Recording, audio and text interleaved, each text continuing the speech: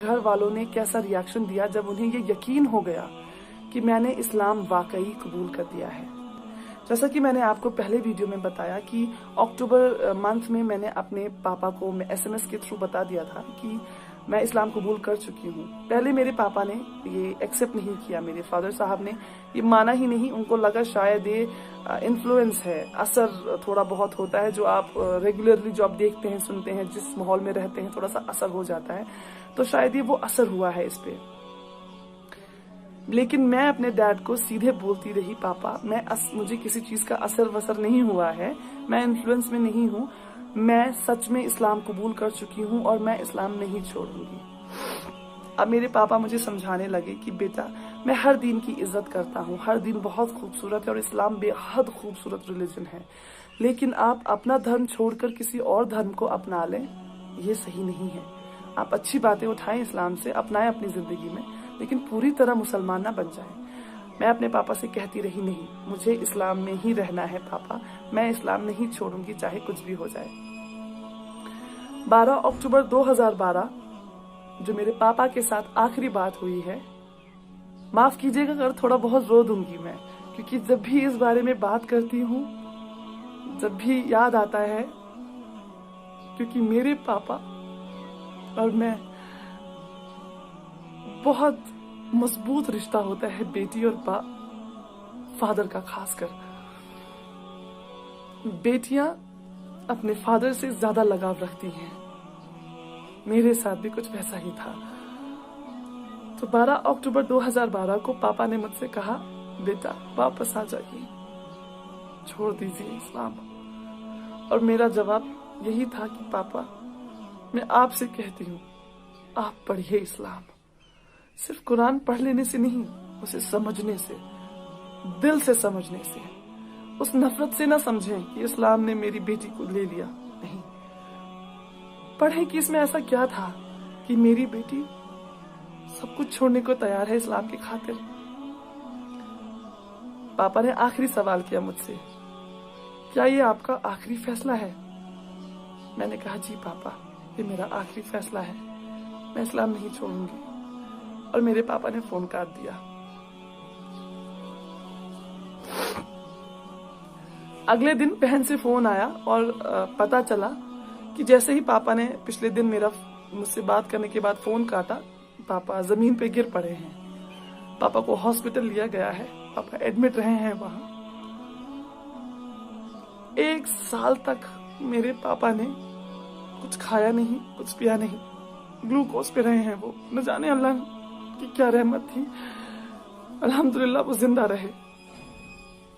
और 1 साल पूरा किसी से बात नहीं की उन्होंने, किसी से भी बात नहीं। यहाँ तक कि जो उनकी हमसफर मेरी माँ है, उनसे भी कुछ नहीं कहा।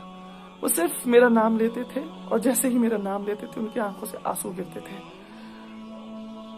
मेरी माँ मुझे मनाती रही, बहुत मनाती रही। मेरा भाई रोता रहा, गिड़गिड़ाता रहा मेरे सामने नहीं, फोन पर, और कहता रहा, दीदी मैं अपनी पगड़ी उतार के तुम्हारे पैरों पे रखता हूँ, हमें कत्ल नहीं करो, वापस आ जाओ। मैं जवाब कुछ नहीं दे पाती थी, मैं सिर्फ रोती थी, दिन रात रोती थी। और इससे पापा को पता चलने के बाद, पापा ही वो थे जो कमाते थे घर में, मेरे पैसे जो पापा मम्मा मुझे खर्चा भेजते थे वो बंद कर दिया गया। आप सोचे, इतना बड़ा शहर बेंगलुरु, उसमें मैं एक अकेली लड़की, और पैसे बंद कर दिए घर वालों ने। न खाने को पैसे हैं, ना जिस कमरे में रहती हूँ वहां पे करने के लिए रेंट। आखिरकार धीरे धीरे बहन ने बात बंद की, भाई ने बात बंद की, माँ कोशिश में लगी रही कि शायद ये मेरी बात मान जाएगी और वापस आ जाएगी। माँ ने भी बात बंद कर दी जून 2013 में। माँ थक गई कोशिश करते करते कि ये वापस नहीं आएगी, ये नहीं छोड़ेगी इस्लाम। माँ ने कहा, जो भी बात आपको करनी है यहाँ आकर करें, जो भी आपको कहना या सुनना है यहाँ आके सामने करें, फोन पे आज के बाद कोई बात नहीं होगी। और सारे नंबर्स वगैरह बदल दिए गए। घर का लैंडलाइन बंद करवा दिया गया, मोबाइल नंबर्स चेंज हो गए। मतलब मैं वो हो गई, कहते हैं ना, बिल्कुल बेसहारा। बेशक मेरा सहारा अल्लाह था, मेरा ईमान अल्लाह था, मेरा यकीन अल्लाह था। लेकिन जरूरत होती है, माँ बाप की जरूरत होती है। खुदा का निजाम ही कुछ ऐसा है, माँ बाप वो मोहब्बत औलाद से, और वो औलाद के दिल में मोहब्बत अपने माँ बाप के लिए, ये खुदा ने कुछ सिस्टम ही ऐसा बनाया है। तो जब वो मेरी जड़ें जब हिल गई, मैं कमजोर पड़ गई, और यहाँ से माँ बाप ने पैसा भेजना बंद कर दिया था पहले ही, मजबूर होकर मुझे वो कमरा छोड़ना पड़ा और मैं जाके रहने लगी एक मदरसे में। वहाँ पे गरीब लड़कियां और अनाथ लड़कियां रहा करती थी। मैंने वहाँ रहना शुरू किया। सबसे अच्छी बात यह हुई कि मैंने अरबी सीखी वहीं पे। मैं जो अरबी में आज कुरान पढ़ पाती हूँ, मेरी पहली बेसिक तालीम अरबी की उसी मदरसे में हुई, और बहुत कुछ सीखने को मिला कि मैंने तो फिर भी 23-24 साल माँ बाप के साथ रही हूँ। माँ बाप ने इतना अच्छी जिंदगी दी है, हमेशा ख्वाहिशें पूरी की हैं। वहाँ वो बच्चियां थी मदरसे में जिन्होंने बचपन से अपने माँ बाप को खोया है। कोई नहीं है उनका सिवाय अल्लाह के।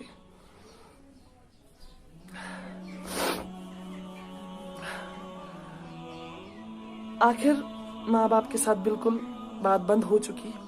नवंबर 2018 में जो आखिरी बात मेरी हुई है, वो हुई है मेरी नानी से। मैंने अपनी नानी को किसी तरह, मुझे उनका नंबर याद आया, एक दिन क्लिक हुआ अचानक से। मैंने जल्दी से वो डायल किया तो नानी ने ही उठाया। नानी से बात हुई, बेहद खुश हुई नानी मेरी आवाज़ सुनकर। मेरे बारे में पूछा उन्होंने, फिर बोला, बेटा क्यों किया तुमने ऐसा, क्या ज़रूरत थी करने की? अब सब भूल चुके हैं तुम्हें, कोई याद भी नहीं रखता है, तुम्हारे बारे में कोई बात नहीं करता। तुम्हारी बात, तुम्हारा नाम लेना सख्ती से मना है, तुम्हारा नाम कोई नहीं ले सकता। तो अब आप जहां हैं खुश रहें, अच्छे से रहें, सुकून से रहें। तड़पना आपको भी है, तड़पना हमें भी है, क्योंकि वो खून का रिश्ता, मोहब्बत का रिश्ता जो हमारे बीच है, वो तो खत्म नहीं हो सकता। आपकी माँ को, आपके फादर साहब को आप याद आती हैं, बहुत याद आती हैं, लेकिन जो ये सोशल कंपल्शन होती है ना, जो सोसाइटी है बीच में, इसकी वजह से अलग हैं आप नहीं मिल पाएंगे अब उन्होंने मुझे एक बात और बोली, मेरी नानी ने उन्हें बोला, ख्वाब में भी यहाँ आने की जुर्रत नहीं करना। असली का तो छोड़ ही दे, आप ख्वाब में आने की जुर्रत नहीं करना। आपके घर वालों को तो छोड़ दे, बाकी जो है आपके रिश्तेदार आपको इतने टुकड़े करेंगे कि आपको ये नहीं पता चलेगा, किसी को पता नहीं चलेगा कि ये फातिमा जी गई कहाँ। तो खैर नानी से थोड़ी सी बात हुई, लेकिन अल्लाह को मंजूर था शायद कि मेरे जो मामा के बेटे हैं, उन्होंने नानी का फ़ोन वगैरह चेक किया, मेरा नंबर ट्रू कॉलर पे देखा तो उन्हें पता चला ये मेरा नंबर है। तो नानी को भी थोड़ी सी सख्ती देखनी पड़ी, और फिर नानी ने एक और फ़ोन किया मुझे कुछ सेकंड्स का और बोला, बेटा मुझे आज के बाद फ़ोन नहीं करना, इनको पता चल गया है कि मेरी आपसे बात हुई थी। खैर फिर कुछ साल, 1-1.5 साल पहले ही मैंने अपनी जो मेरी बहन है उनका फेसबुक अकाउंट से उनकी फ्रेंड को मैंने मैसेज किया। बहुत रिक्वेस्ट करने के बाद उनसे नंबर लिया, उनसे बात की। उनको ये यकीन नहीं आ रहा था कि मैं मेरी बहन ही हूँ या मैं कुछ अलग इंसान बात कर रही हूँ, क्योंकि हमारी आवाज़ सेम है। उन्होंने मुझे बताया कि दीदी हमें तो पता ही नहीं है कि आप कोई बड़ी बहन भी हैं। हमें ये पता है कि वो हैं, भाई हैं एक, मतलब मेरी छोटी बहन है, भाई है, लेकिन कोई ये नहीं जानता है कि इन दोनों की बड़ी बहन भी है। कोई नहीं जानता है। 6 साल में ऐसा खत्म कर दी गई है मेरी एग्जिस्टेंस वहां से। मुझे कोई अफसोस नहीं है, अल्हम्दुलिल्लाह। ये शायद हक है उनका ये करने का। वो जितनी सख्ती करेंगे ये हक होगा उनका, और मैं कभी शिकायत नहीं करूंगी कि नहीं आपने ऐसा क्यों किया, आपने मेरा नाम लेना क्यों छोड़ा, या आपने मेरी एग्जिस्टेंस खत्म क्यों की, क्यों नहीं बताया लोगों को कि मैं आपकी बड़ी बेटी हूँ। नहीं, मुझे कोई अफसोस नहीं है। एज उनके रिलीजन का मेंबर होने के हिसाब से मैंने बहुत गलत किया है, उनके लिए बहुत गलत किया है।